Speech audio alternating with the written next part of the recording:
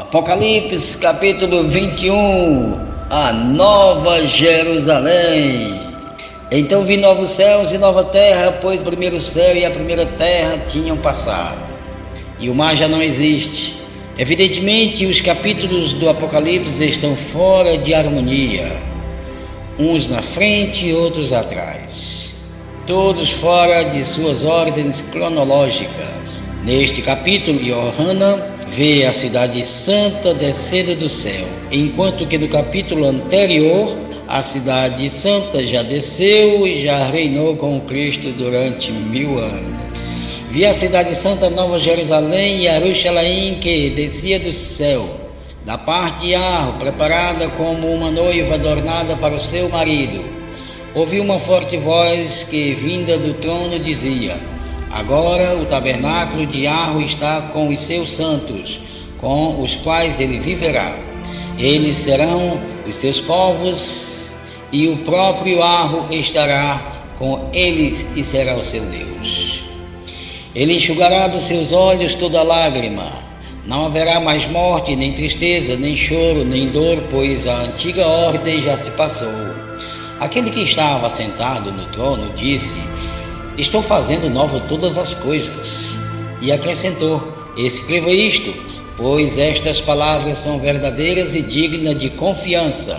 Disse-me ainda: está feito.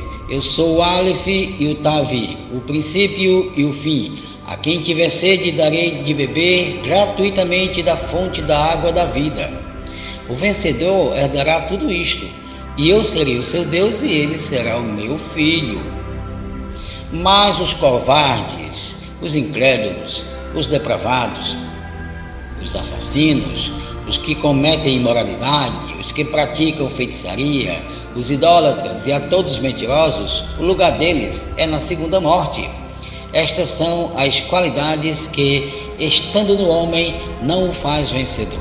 Covardia refere-se aos medrosos. Incrédulos significa os que são rebeldes contra a palavra de Yah. Os escandalosos, os assassinos, que são os que não amam. Os impuros significa os de coração perverso. Os feiticeiros significa os rebeldes. Os idólatras, os que adoram Jesus ou qualquer coisa desta vida. E os mentirosos, nenhum destes entram no reino do Messias.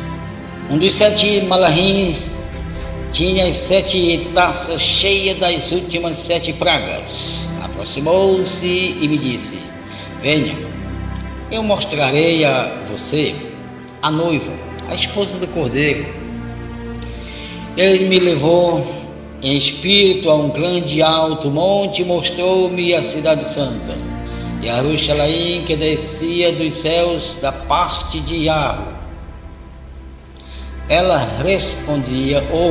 resplandecia com a glória de Arro, e o seu brilho era como de uma joia muito preciosa, como jaspe. Tinha um grande e alto muro com 12 portas e 12 malahins junto às portas.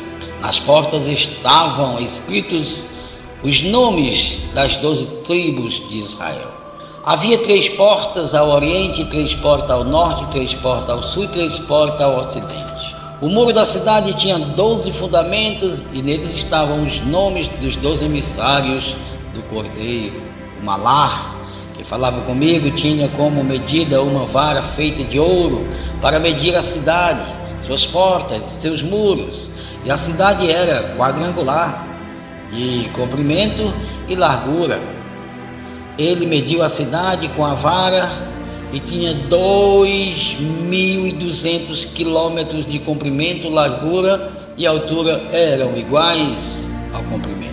Ele mediu o muro e deu 65 metros de espessura, segundo a medida humana que o Malar estava usando.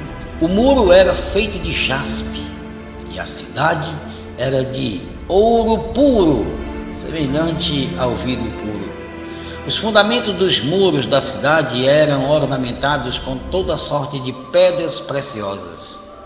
O primeiro fundamento era ornamentado com jaspe, o segundo com safira, o terceiro com calcedônia, o quarto com esmeralda, o quinto com sardônio, o sexto com sárdio, o sétimo com crisólito, o oitavo com berilo, o nono com topázio, o décimo com crisópraso, o 11º com jacinto e o 12º com ametista.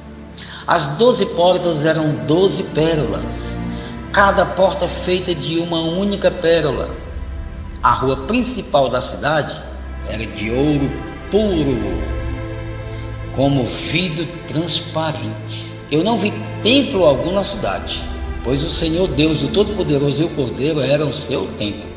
A cidade não precisa de sol nem de lua para brilhar sobre ela, pois a glória de Yahweh a ilumina.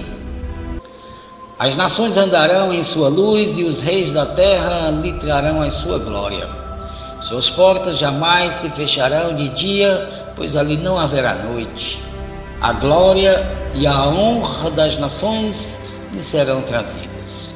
Nela jamais entrará algum impuro, nem ninguém que pratique o que é vergonhoso ou enganoso, mas unicamente aqueles cujos nomes estão escritos no livro da vida do Cordeiro.